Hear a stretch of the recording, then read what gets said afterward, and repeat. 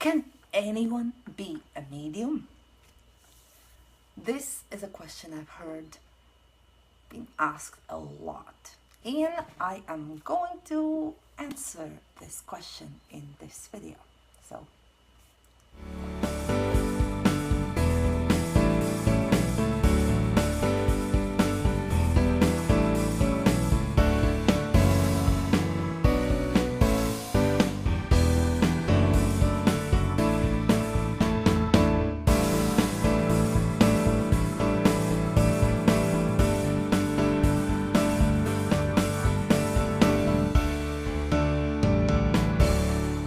hey there, me here Regina, and this is another one of mediumship videos.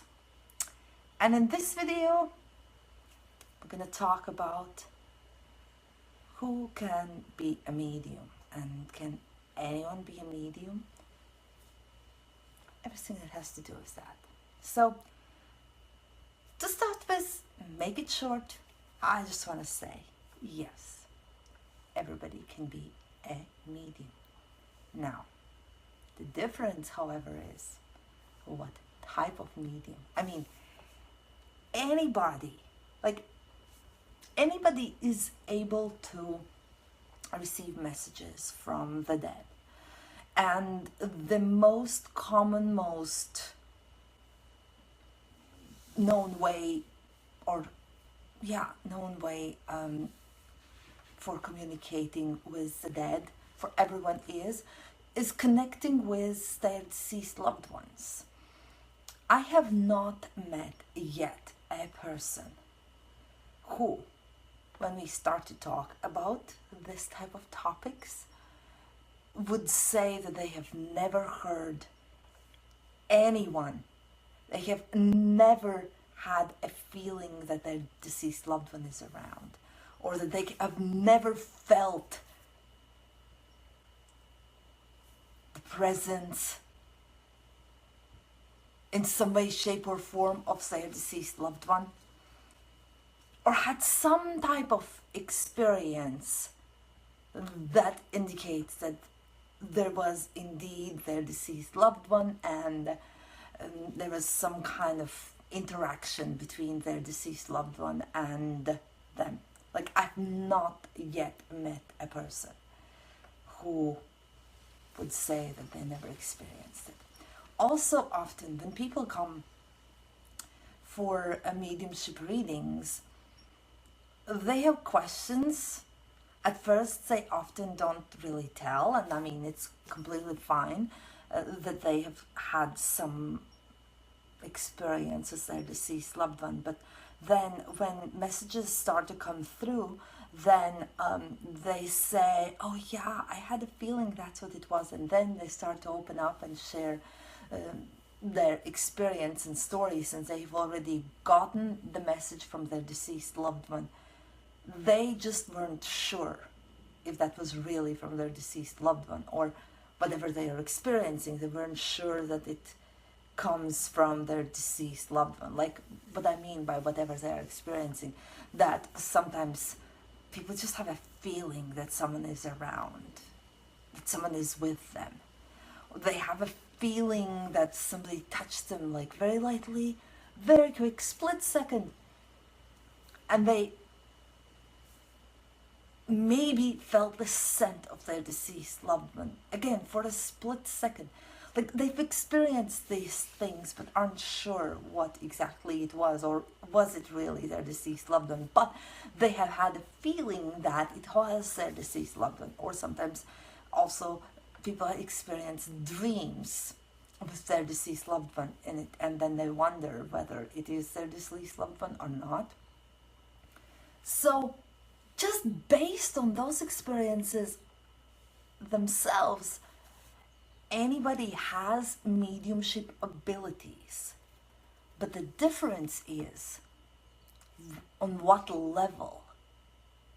Take, for example, like singing or dancing. Like, anybody can dance. I mean, I personally don't like dancing, But even I could dance if I went on a dance floor, and if I don't know, was forced to dance, or if I just wanted to prove the point, I could dance. Anybody can. Like, anybody can sing. The difference is, can they hold tune or not? So my point is, some people, just like with singing, just like with dancing, just like with any talents, any abilities, some people are naturally born being more in tune with that, with being a medium, with talking to the dead. So now we all can learn and improve even our talents and our abilities that are beyond average. So the more we live, the more we practice our talents, which in this case would be mediumship, the better we get at it. And because we are born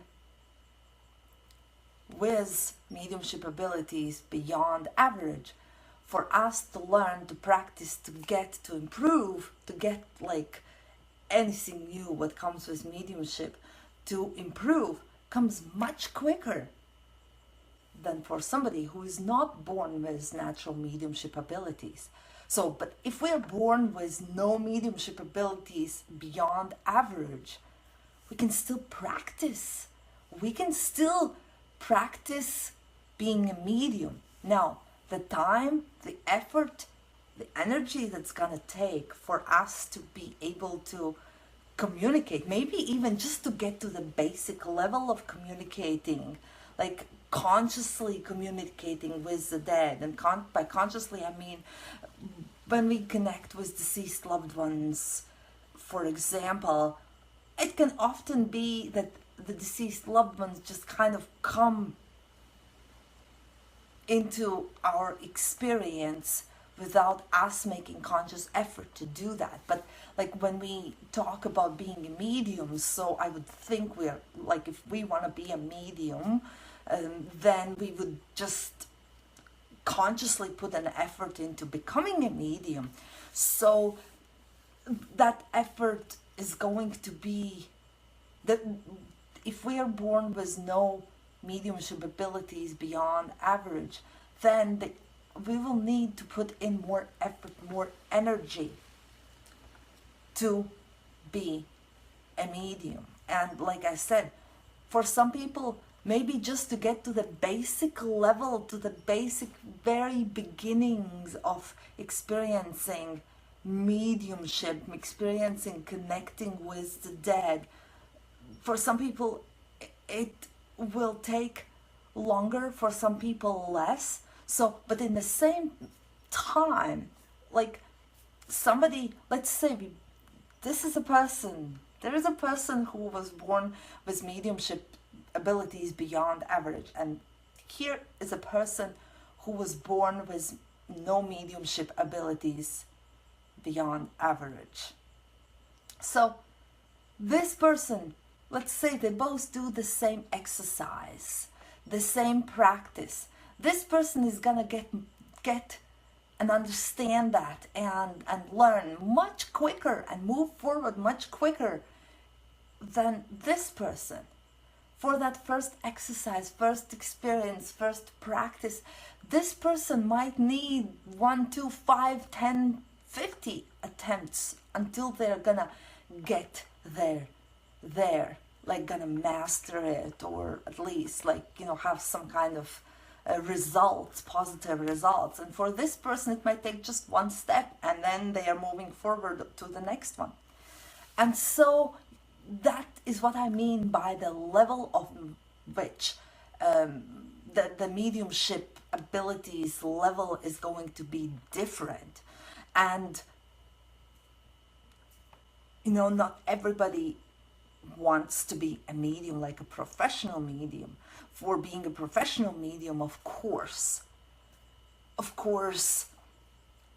it is very beneficial if that medium who is professional medium was born with mediumship abilities beyond average, because they're going to be more knowledgeable, they are going to be more just experts, like they are gonna be experts, whereas someone who was not born with mediumship abilities beyond average, they will know basics, they will know, like they will maybe be good in one area or one aspect of mediumship or another. And it's not to say that this is not necessary. They will know more than somebody who has no interest in mediumship or becoming a medium, and they will still be able to help somebody.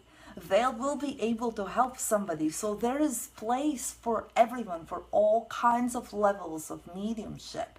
So, but getting back to the question, can anyone be a medium? Yes. Just on what level, what kind of expert that person is gonna be.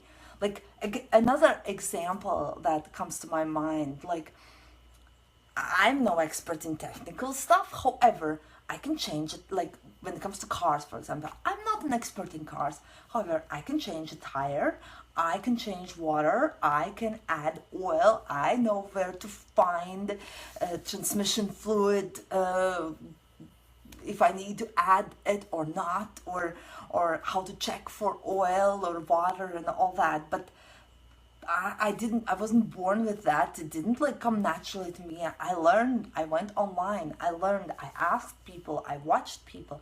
But I will never be, like I might still know more than somebody who's never looked that up. I have no interest in becoming a mechanic.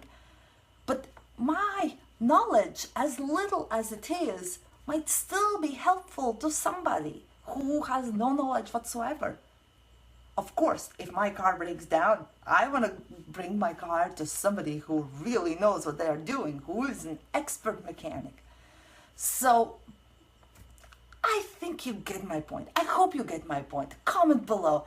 Let me know if you get my point. So, yeah, this is the most basic, to the point answer I have for now about who can be, or can anyone be a medium, and who can be a medium. So let me know what you think. Comment below if you found this video helpful in some way, shape or form. Click like if you'd like to see more videos of this kind. Subscribe, and I will see you in the next video.